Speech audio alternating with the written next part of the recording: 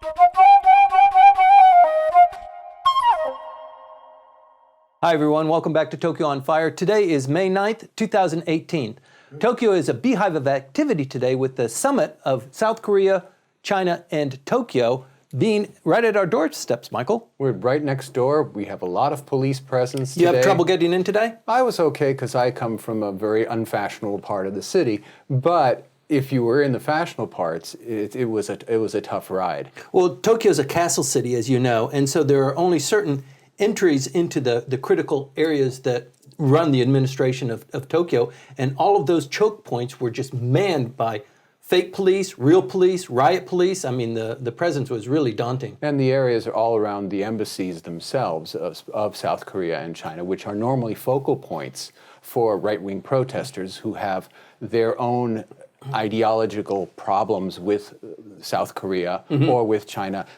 Either they're insulting the dignity of Japan, they are obscuring or changing the historical legacy, whatever. Those people are not going to be anywhere near any sites that are associated with the Chinese government or the South Korean one. Kind of historic. This trilateral. Very historic. Let's be honest. This has been a long time since any of these things have happened. So no, that first of all, that a leader of South Korea and a leader of China are in Tokyo. That's huge. Yeah, it's been very, very long since there has been a trilateral. It's been 7 years since a Chinese leader has been in Japan. Of course, a lot of the person who's mostly behind that is the current Prime Minister of Japan, Abe Shinzo, who is a persona non grata, or has been, in regards to the leaders of South Korea and China.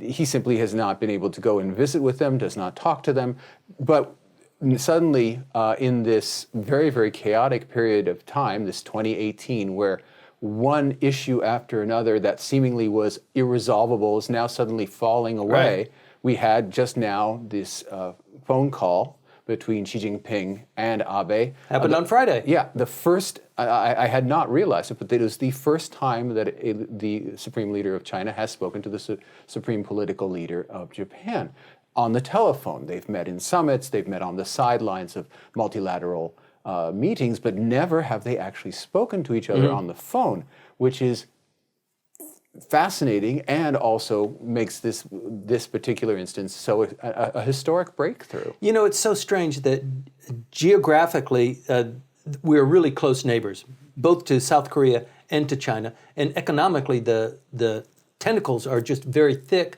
and long-reaching. The countries are bound very close to each other, yet politically, diplomatically, the chasm between the leaders of the countries is just so huge. Yeah, it's the difference that in poli-sci that we talk about between regionalism and regionalization. In terms of regionalization, the companies that assemble objects, that build things, that even have call centers in Dalian in China, where the DPRK leader met with Xi Jinping just yesterday and 2 days ago, that they're all tied together on the corporate level through supply chains and all kinds of provisions of services. But an identity, the regionalism of a Northeast Asia, with the DPRK as completely a hermit kingdom, South Korea not liking Japan, Japan not having a good relation with South Korea, China not liking Japan, that has not existed. And to have all the leaders together here, right now, talking ostensibly, most likely, about subjects of mutual interest, rather than lobbing stones at each other, which is what they've been doing for the past almost a decade now, at least since what the Chinese call the nationalization of the Senkakus that happened during the DPJ times.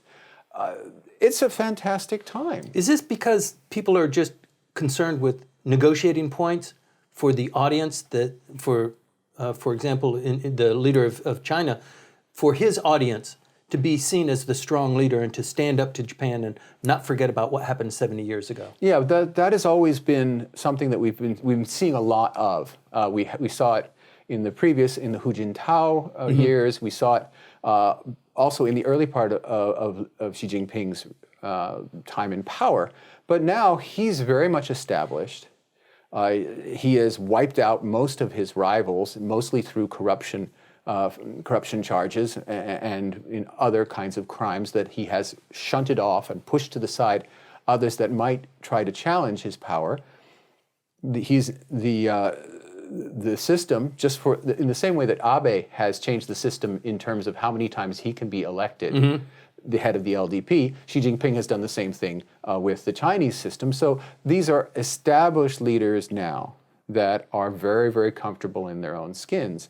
Now, normally Moon would be the odd man out. He's only been in power for a very short amount of time. He came in because the previous huge scandal. Yes, the previous president was brought down, and he's always got a very strong anti-left. He's of the left, and there's a real divide in Korean society. Nevertheless, coming off the summit with Kim Jong-un, again, that incredible scene of them crossing back and forth across the line, a North Korean leader coming into South Korea, very good and then the opposite. Visuals. Yes. And he's coming in on a super high of something like 80% support ratings. So huge. Abe is the weak one, and he's the host, and that is playing into a sense of their being quite magnanimous toward him. It is a burst of good news when Abe really needs it. Yes, it is. We talk about this on Tokyo on Fire a lot, the legacies, the things that happened in the past that people like to remember for some reason. There was a comfort woman statue that was just removed in Singapore, I believe, maybe 2 weeks ago, which was great news here in Japan. But even the comfort women issue is an issue between South Korea and Japan that just seems to not just go away. Well, the comfort women issue is always going to be there, but that's not where the game is being played now. And that's in part because of the activities or inactivities, depending on what political side of the coin you are on, of the President of the United States, who is in the background looming in that he is going to be, supposedly, we still haven't heard all the details about what's going to happen, having a summit with Kim Jong-un. Seems certain, though. It seems certain, but a lot of the details don't seem to be worked out. And I, for one, see yesterday's very strange framing of the summit in that the rejection of the previous denuclearization deal, which with Iran, how that sets the stage for discussions with the DPRK. And the DPRK has already said, the pressures that the increased pressure the United States has put on us is not the reason why we're showing up at this summit. Of course not. And that's not the deal. So you may be confident, but I'm still vastly confused about what is going on and whether indeed there's something to discuss if, in the case of the United States, it offers some kind of deal. And the new National Security Advisor, John Bolton, talks improbably about a Libya-style solution. Anyone who followed what happened to Colonel Gaddafi after that deal would probably not want to be involved in a similar deal. But even if they offer a deal, they've walked out of TPP, they've walked out of the Iran deal, they've walked out of the Paris agreements. Okay, this will be an agreement that Donald Trump himself makes, so he doesn't have that animus towards it's an Obama idea. Right. But nevertheless, the next president of the United States, and there will be one, will be looking at this deal and say, well, this is something that Donald Trump did, and that, of course, has reverberations here. Can anything that the United States offer, can anything that it will offer be trusted? Right. By the North Koreans. By anybody anymore. That's the thing. Mr. Abe thought he had a sure thing with Trump and flattered him, presented him with expensive gifts, visited him in person at his Mar-a-Lago estate. And he needs a win, doesn't he? And he really does. And when it came crunch time, South Korea got a special deal on tariffs. Other U.S. allies get special deals on tariffs, and Abe got bupkis. Right. We're talking about the comfort women. There's also the issue of the abductees that the Prime Minister really feels very strongly about. He's apparently received commitments from the President of the United States and from the President of South Korea to move on this issue. And if there can be some way that there is a resolution there, then Abe would come out as a big winner.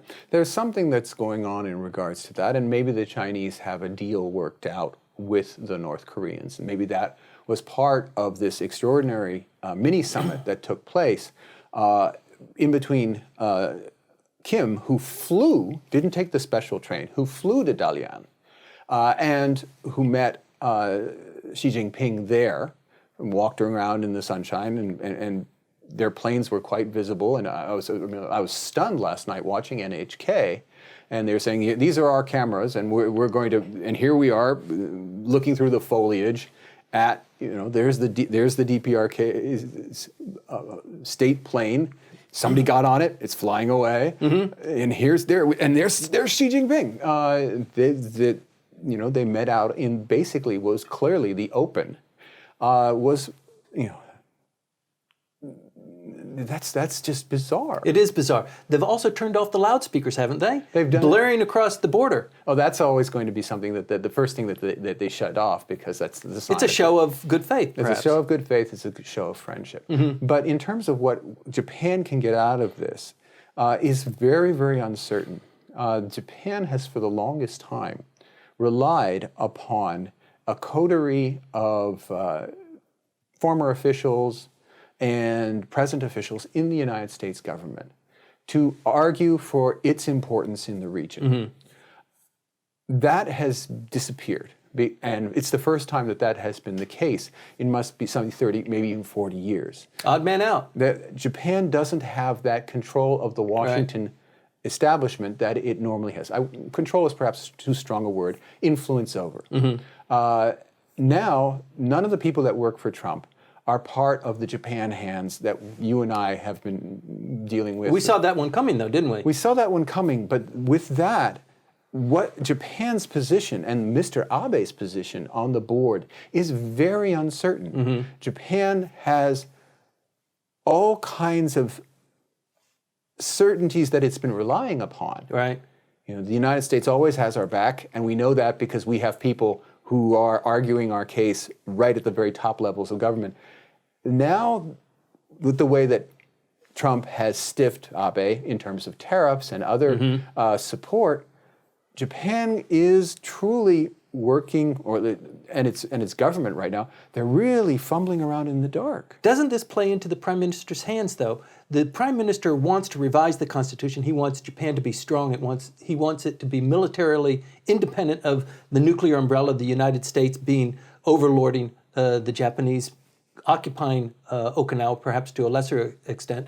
But doesn't this play kind of into his hands if, in fact, the United States gets what it wants, but the Japanese doesn't, especially with regard to, for example, the bases in Okinawa, that the Prime Minister has a stronger hand to say, we need to revise the Constitution, we need to become more independent of the United States, the nuclear umbrella that they provide to us, we need to have a strong nation. Let's go, guys. I don't think that that works out in terms of electoral politics in Japan. National security issues have never been a big draw. The parties themselves are not ideological. He needs a win, though. He needs something that he can stick the flag in and say, this is what we stand for. I got this, so let me become Prime Minister again. Well, he's already put forward his own proposals regarding constitutional revision and repeated them during the time we had off on May the 3rd on Constitution Day. He gave basically the exact same speech to the exact same audience, a video speech, not in person, on Constitution Day, May the 3rd, that he gave last time, the same proposals, and they lapped it up because they love all things Abe. But he's not moved a centimeter on achieving any of those proposals, and everybody looks at the polls here and they see absolutely no support. If there's going to be someone who can move the ball forward, it won't be Abe. Yes, then unfortunately for him. But don't you think that we are potentially on the cusp of something really remarkable happening? I mean, if there could be peace on the Korean Peninsula, Japan would benefit, the U.S., China relationship potentially would benefit. Peace would be in the region. Yes, but then what's that? What is it for the LDP? Is what the LDP would ask. The issue that here is this is a chance that has been created. Nobody wants to talk about it because that would let the cat out of the bag, by the United States not being a reliable actor in the region, or one that had a specific set of interests. It's not clear what the United States' interest in the region now is.